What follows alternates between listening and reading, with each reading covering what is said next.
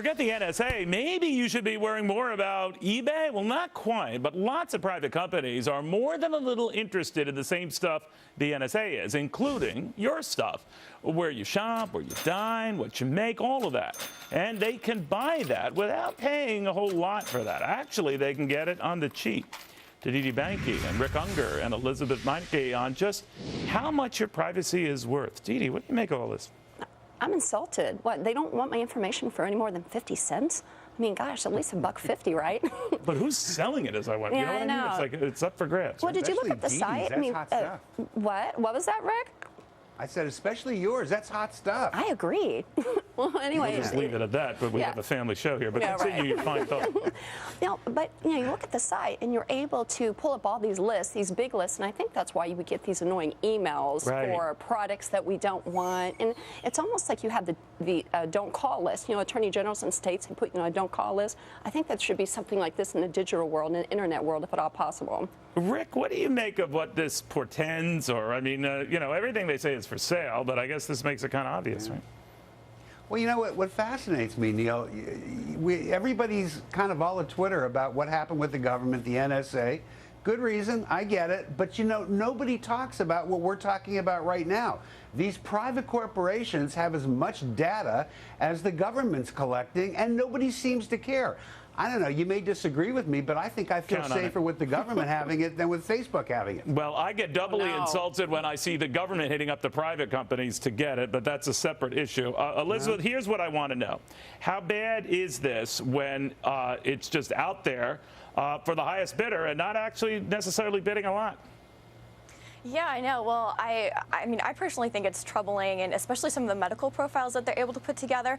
But I wonder, Neil, in the end, if convenience for the consumer is going to win out in this case over privacy, simply because people have such short attention spans nowadays that, after they get over their initial shock. No, I think she's dead on. I think people do look at the relative convenience of this high-tech world we live in, where you can email and do this, and they still opt for that. How many corporate scandals have we looked at where the culprits were done in by the emails, and we see follow-up scandals where they're still emailing criminal stuff? Yeah, right? we've got Big Brother, Big Sister, Big Daddy. I mean, this is ridiculous. I mean, it's not the United States anymore. It's very un-American for these companies that have our private information, and they're making a profit on it, and they're sharing it with the government. But now Rick is distinguishing between the companies having this and the government having this. I think either way, when it's out there, it's bad. I think especially, Rick, to my earlier point, when the government forces these private companies to foist it over, as they did with Verizon and the phone. I hear you.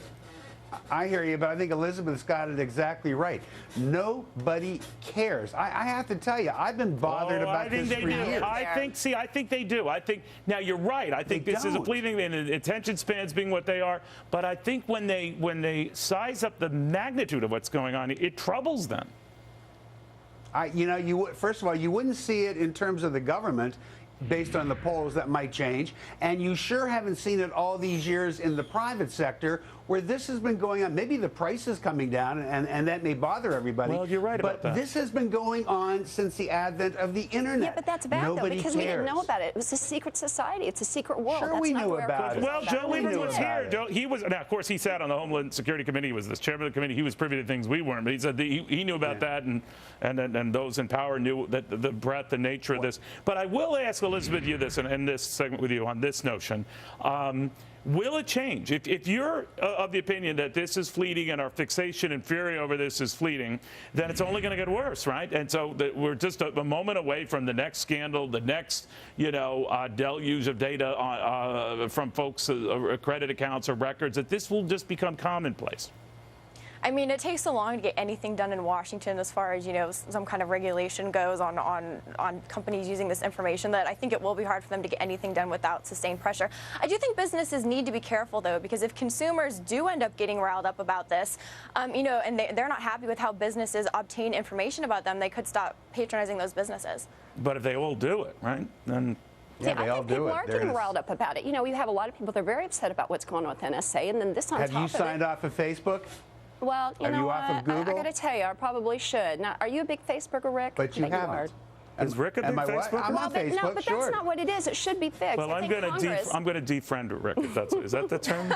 You would never defriend me. Yes, what do I I would. look like? Julian Epstein to needs to you? take a look at this. Oh, that's. We need more security. This is bad. This is Big Brother, the police state. That's bad. I mean, we need to have some more privacy. This is un-American. It needs to change. All right. Could we just cut Rick Unger's microphone just for the hell of it? All right. I was going to wear a catcher's mask today so you wouldn't hit me. That's fine. All right. All right. Well, if I can see your crack, you better hand over some cash. Relax. It's cable. But it is true. One Jersey Shore town is now fining people up to $200 for wearing baggy pants that hang a bit too low. But they're not the only ones forcing you to pay up. Lots of towns coming up with creative ways to get folks to cough up, including an interesting case in Middleborough, Massachusetts, where you get fouled, you get fined $20 each time you curse. What the hell? $20. Anyway, you've got a problem, tell it to the judge, but you better not swear. Well, I swear, Dee Dee, this is getting creepy. Yeah, I just want to tell Rick all the time, blankety blank you blankety blanking fool. How about I do that all the time. I mean, Or but I if it's pull in his mic. public, Right. None of us if can it go wasn't to on Middleton. TV, I'd use different words, creative ones that I would get fined for. It's ridiculous. I mean, you know, freedom of speech, it's my constitutional right What about to be the baggy rude. pants thing?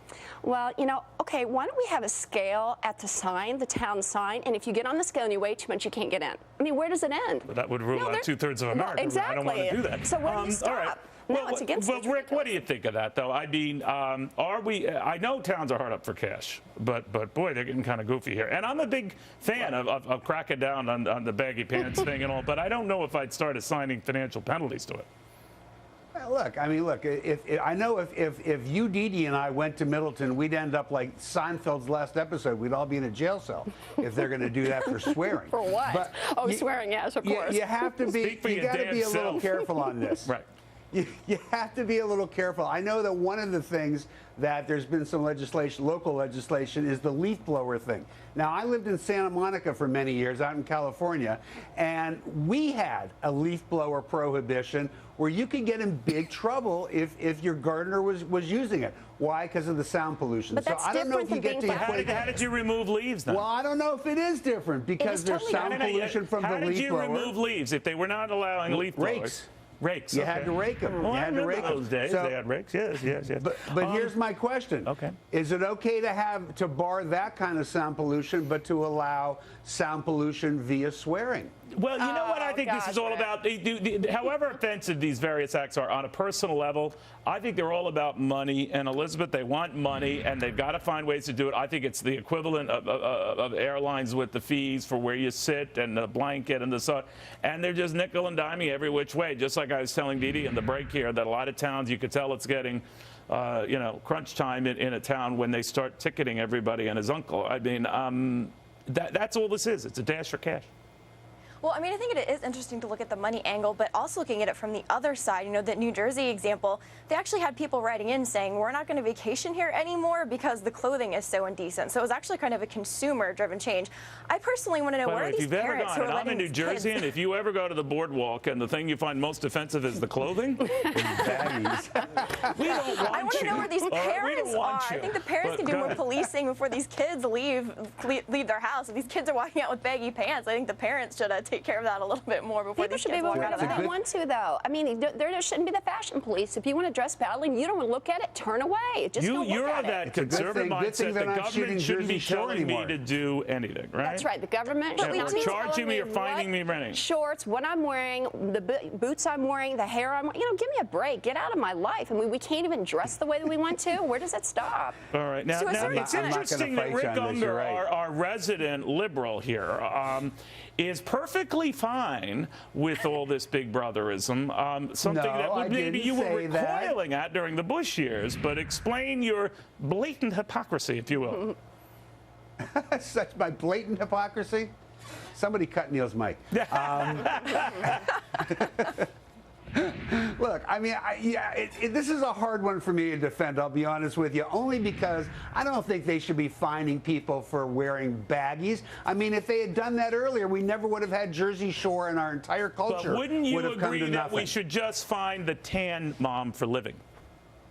Actually, I'm yeah. okay with that. I have. If Well, I just you've wanna got enough find some money to common waste ground. on a tanning, so if If you have enough money to waste going to a tanning salon, they should tax you on it. Why do people go tanning? I don't understand that. A lot of people do, though. Right. A lot of people I'm do. saying why. I limit it myself. But Elizabeth, we are in this sort of politically correct environment where we try to maintain a correct look, correct form, correct language, and you know, maybe whether it's for money or not, we want to enforce it. What do you think of that?